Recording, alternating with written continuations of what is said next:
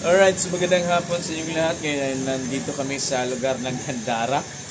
In-invite ako ng aking kaibigan na kontraktor. Yan si Boss Noel. Mayaman dito yan sa Gandara. So dito kami sa bahay nila. Kasi birthday ng anak niya, sinama ko yung aking kapatid. Kapatid sa Panginoon pero anak sa anak sa literal.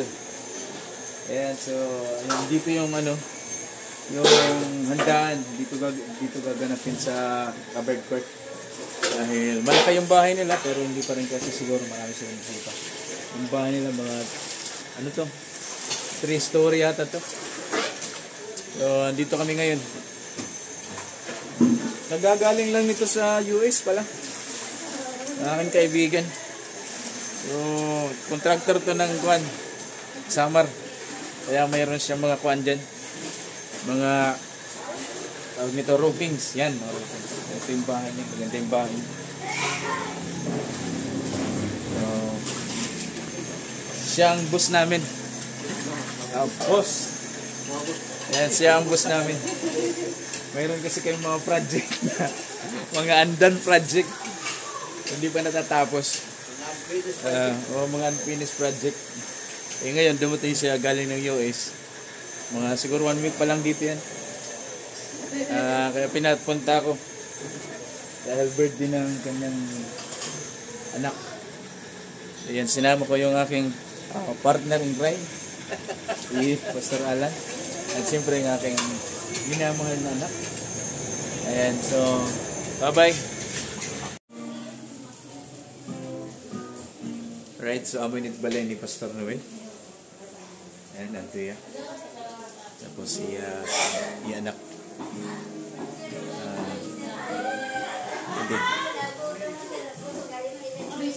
Hi. Lulot kita. Masyado ko. Yan si kaibigan namin. Mayaman niya. Dito ang aking anak. Alright, so yan. Nag-attend kami ng birthday. Birthday party din mamaya. Australia.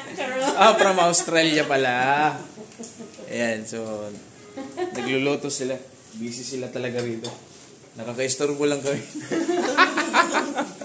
naman masyado. Nakaka-istorbo kami. Maaga kasi kami dumating.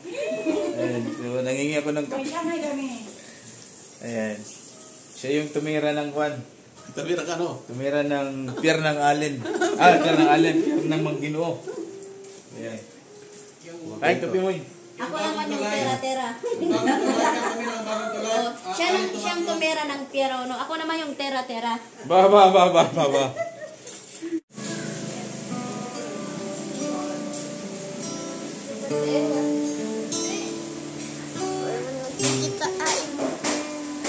Ayaw lang. Nagkikita ako. Ayaw na ako. Anak ni Pastor mo yung isa. Kanin, kapan na ako. Sorry ka din. Dapat na, di ba, Bert? Pag di na ko na, mag-over.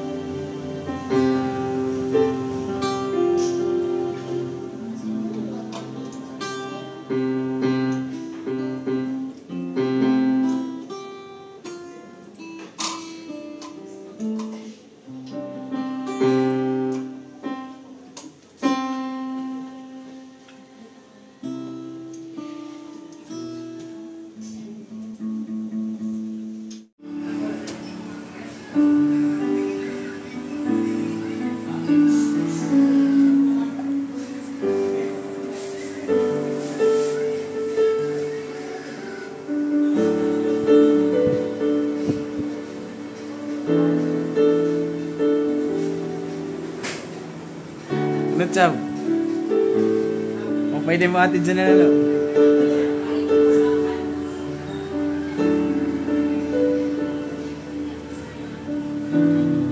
Kumadi kasi kami doon sa Kadlaw, bud kaya.